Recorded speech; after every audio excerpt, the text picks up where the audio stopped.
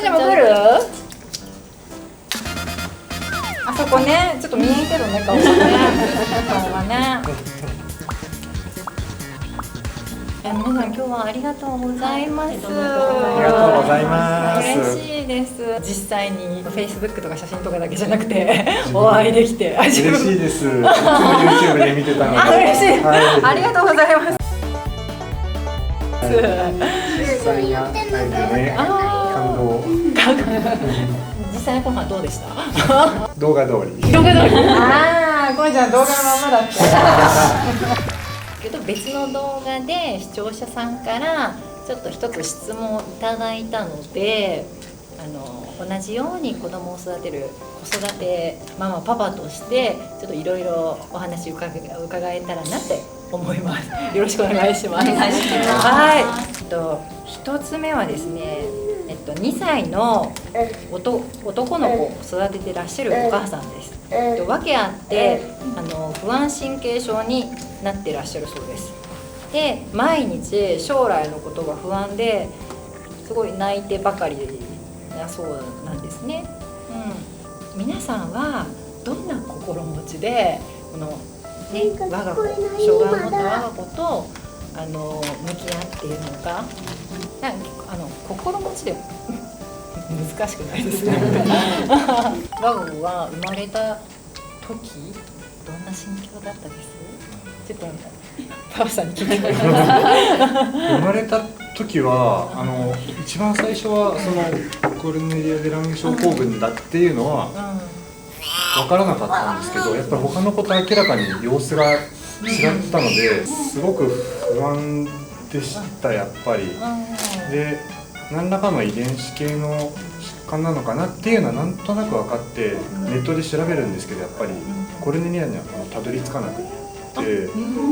何かあるなっていう感じだったんですけど、分からなくて不安でした。なので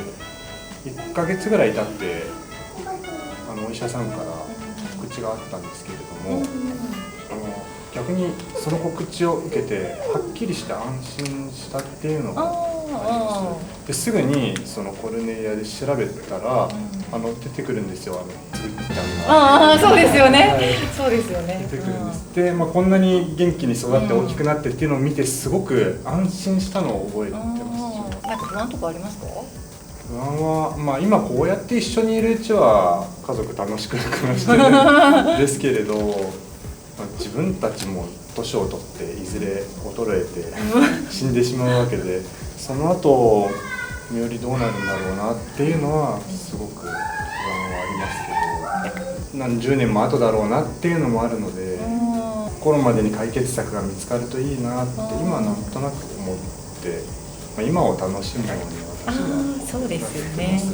これから先も福祉とかもいろいろね変わっていく変わっていくと思うので、きっといろいろとそのあたりも科学も医療も進歩していくと思うので、どうなるかわからないですけれど、考えても自分の力でどうにもならないことは考えないようにしてますかね。今家族で楽しむことをすごい意識してます。非常に楽しんでもらえるといいなって、毎日ね、笑ってもらったり表情がいいとほっとしますし嬉しいですね。そうですね。いろんなところに行ってお出かけも好きで、出かけるとすごい喜んでくれるので、そういうのは頑張りがいがあります。今生後3日目で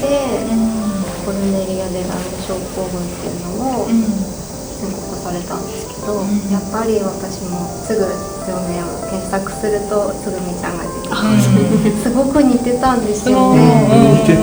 長するたびに似てるでもつぐみちゃんを見て勇気をもらって、先をなかなか病院の先生って言ってくれないじゃないですか。こうなれるよとか言えないのもあると思うんですけど、だから先を想像できなくて、小さい頃ってやっぱり先のことばかり心配になって、なんかお母さんとお父さんがすごく明るくなんか接しているところとか、あと周りの療養県に帰った時の先輩のお母さんたちと接して本当に明るくって、それまではベビーカーを私の方に向けてあんまりこう人に見られないようにしたりとか隠しかしてたんですけど、それがだんだんこう前向けるようになっていって、そうなってからはあまりこう先の不安みたいなのがなくなって、この今現在この子が楽しめるように必死にこう日々を過ごしていた感じだったので、幸いこう家族もみんなすごい可愛がってくれたり、周りの方も障害がある子っていう感じではなくて普通に接してくれていたので、その環境もあって、あまりこう考え込むこともなくいけたのかなって周りに感謝はするんですけど、当時のその経管栄養でよく入っちゃっての時とかはすごく悩んだし、正直思い出せなくて大変ですけど、もう今中学校3年生になって悩みが変わってきたというか、成長とともにやっぱり学校もやっぱその子その子の成長があるからって言うけど、でも中学校3年生なんだから親から離れた後とかやっぱりそれを言わなきゃ考えなきゃいけない時期にもなってきて、やらなきゃ先のことを考えてショートステイに捉えてみたりだとか、放課後デイサービスにとどまっていたけどその先を調べるようになってきたりとか、親がいなくてもこの子だけの世界というかを広げられるように考えてる。仲間がいたりとか先行く先輩の様子とかを見ると想像もできるから、ちょっとこう新しい行動範囲広げてみようかなとか、仲間がいるの大きいですね。大きい大きい言ってくれた通り、将来の想像がつくのはすごく安心だね。みんな楽しそうに過ごしてるのを見て、こっちも楽しくやっていこうって思いますね。すぐさん、すごいお役目を我が家も救われましたよ。どうですか、まだ生まれたの1歳7ヶ月なんですけど、うちは生まれた時に私がちょうど新型コロナウイルスになんか感染してて、ちょうど産む時に感染してたんです。そうで病院でその産むってなる時に必ず検査して入院っていうことになるんですけど、そのために子供に会えない状況というか、隔離されてるんで自分がっていう状況もあって、なんか実際会ってるのがパッドで映し出される子供みたいな感じで、遠隔で面会みたいな。そうでなんかそれ見たら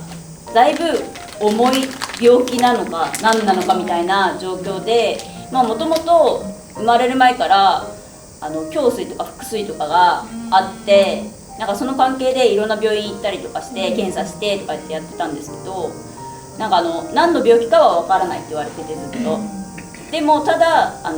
何かの病気はあるよみたいな感じで言われてて、なんとかなるだろうというか、なんか手術とかすれば治るような病気だろうって勝手に思って前向きに考えて、あんまり深くそこはなんかずっと何かあるような病気じゃないだろうって自分に言い聞かせで、生まれたらやっぱ何かあったんだと思って、でも結局、お医者さんから告知されたの多分やっぱ2ヶ月半とか生後2ヶ月半とかで呼ばれて言われたんですけど、もうそもそもその前からもう知ってて、自分の子供がコルネリアだってことを調べたんですよ。全部調べて知ってて、もう言われる時にはもう知ってる状況で告知されて、で、パパがすごい心配性なので、なんかすごい調べて、それこそつぐちゃんとかほのちゃんとかの情報とかもパパが全部持ってるっていう感じで、そう私あんまりそういうふうにネット検索とかしないんで、全部パパが調べて、こういう子がいてうちの子と多分同じ病気でっていうのを全部教えてくれて見るっていう感じなんですけど、そういう関係からみんなともつながれたっていうところもあるし、その情報を見て、安心するっていうところもあって、で自分が結構前向きな方というか、深く考えないようにしないと考えたらキリがないからっていうタイプなんで、なるべく先のことを考えずに今の状況をどんどんこう進んで一歩一歩進んでいくっていうことをなんか目標にやってるっていう感じで、今とりあえず将来の多少不安はあるんですけど、まあなんとかなるだろうと思って今目の前に起こってることを一個一個解決してるっていう段階ですね。小さいければ小さい時ほど、今がすごい乗り越えるのが大事みたいな。受け入れるとかも時間がかかったりとかいろいろあったと思うんですけど、もう皆さん乗り越えられた感じ？まだなんか引っかかるとか、まだ1歳だけどもそうですね。私の場合は、やっぱ夫の方が受け入れるのが早いというか、なんかすぐにうちの子は可愛いっていう感じに受け入れるっていう。でも自分はまだなんだろう、病気っていうことが信じられないというか、受け入れがたいというか、なんか最初はなんか可愛いなって思えなくて、もうすぐ死んじゃいそうな弱々しい子だ、自分の子かなみたいな感じで最初はずっと見てたって感じなんですけど、今はもうすごい可愛く笑ったりとかもすごいするんで、可愛いなって思います。皆さんどうやって乗り越えられました？初めはね、本当に生まれた時はやっぱりどうしようってわからないことだらけだったし、ちょっとね育てられるか不安もたくさんあったけど、割とすぐに訪問看護さんとかいろんな方とつながれることができて、でもいろんな方に助けてもらうことができるようになってから、自分一人で頑張んなくていいんだなって思えるようになって、徐々にこう、ね、受け入れられるようになってきて、もう自然と可愛いなって心から思って育児も楽しめるようになったかなっていう感じです。サポートとかも大きいですそうですね。ね。一人で頑張っちゃうとやっぱり行き詰まっちゃいますよね。療育施設とか、いろんなとこに通ったりして、でそこでやっぱ可愛がってもらって、いろんな成長も自分じゃ気づけないところも教えてもらったりできるようになって、ね、それでどんどん楽しくなってきたかなっていう育児が。ね、視野が狭い時ってすごい苦しいですよね。そうですね。それが広がっていくとね、だんだんそうですね。受け入れられて日々を楽しもうっていう。つぐさんとかはどうですか？どうやって受け入れていきました？出産した時はね、全然わからない状態だったから、ただただね保育器に入ってこう離されちゃった状態だから、何が起こってるんだろうっていう、ことで不安だったし、本当に私も1週間泣き晴らしましたけど、ね、でも、子育てが始まってみれば、医療行為はいっぱいあったけど、不安はあったけど、この子の命、力強くそれでもね頑張って生きてくれてるっていうところと、能天気な夫婦だったので楽しんで、本当ね、いろいろ思うことはあったとしても、でもやっぱりね子供として生まれてきてくれたことにね感謝して、その楽しんでいくっていうことができるようになったのが、一番大きいかな。あとやっぱりとにかく初めてのことなので、全くね情報がない中で、その見通しを立てられるようになったりするとか、いろんな人のサポートを受けられるようになってからは、本当にもう一人じゃないっていうかね、そこの部分はすごく大きくて励まされてやってこれたんだなって思います。一人だったらね本当に不安ですよね。苦しいですよね。だから声を上げられたりしたらいいのかなって思いますけどね。これ一人でね、育児する。飛んできました。はい。ほら、自由人だ。やっぱり一人で子供と向き合っちゃうと苦しくなっちゃうんで、視野を広げて仲間とかサポートを増やして、あとは日々を楽しむ、そんな気持ちで皆さん子育てをされてる、ありがとうございます。子育て面白いエピソードがあります。うちの子またはこういうとこ可愛いのよっていう特にパパも抱っこが大好きで、大好きでそう全然違うんだよね。反応が全然違くて、私が抱っこするときと、もう大声で喜んでもうニコニコ笑って大きくて力もあってで、我が家は今も今日も言ってたんですけど、なんとかいろんな人とコミュニケーション取ろうとして狭い引き出しからいっぱいいっぱいジェスチャーを引き出してこれやってこれやってこれやってもう見ててももう頑張ってるなって愛おしいなって思ってる、これが今も腕につけてるんですけど、このフレンチブルドッグの大きなぬいぐるみがあって、あるお店で出会ってじいじに買ってもらったんですけど、そんな風になると思わなかったんですけど、その子のおかげで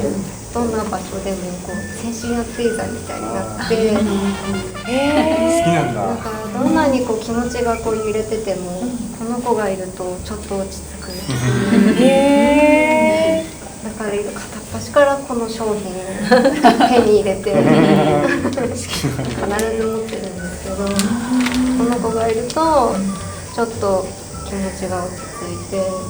寝る時も一緒だし、でもそういうのあるといいですよね、あの子がそんな存在になるとは思わなかったんですけど大好きなんだ、飼い主に似るっていうじゃないですか、ワンちゃんって。だんだん顔が似てきてじゃあ最後に多分子育てしているといろいろストレス溜まる時もあると思うんです。ストレス解消法ぜひ皆さんに聞きたいと思います。私は多分一番ストレス発散になることは、車で上の子を送り迎え保育園にしてるんですけど、その時だけ唯一一人になる時間というかなんですよ、今のところ。でその時に車の中で歌うこと好きなんで一人で歌ってるっていうのが一番かなって思ってて、あと強いて言うなら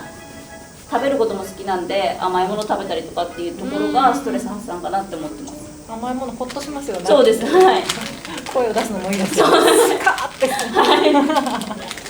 私は療育の時に知り合ったママ友と集まる機会が結構多くて、でランチ会でいろいろこう話して、近況だったり、それこそ情報共有で、福祉のことだったり、いろんなこと話したりする時間がやっぱり、美味しいランチを食べながらがストレス発散に一番なってるかなって思います。ママ友と話すのもすごい大きいですよね。大きいですね。なんか疾患が違くてもやっぱり似たような悩みとかあったりとかするので、それでいろいろ話して、そうだよねってお互い元気づき合うじゃないけど、元気づけられて。パパさんは日中仕事して帰ると子育てもあるじゃないですか、手伝ったりとか、ストレスどこで発散します？ストレスはいや、仕事でストレス溜めてもみおりの可愛い顔を見たらストレスは吹き飛びます。愛のみおりちゃん。休みの日にこうやってソファーで2人でテレビ見たりするのがもうなるほど。楽しみです。それはベストだ。最近は自然の中になるべく行くリトリートとか誘ってもらったりとかするので、私もママ友とランチへ行ったりとか、あと私も甘いもの好きなので没頭して作ります。集中するとすごい発散できたりとかね、します。はい、じゃあいろいろお話聞かせていただいてありがとうございました。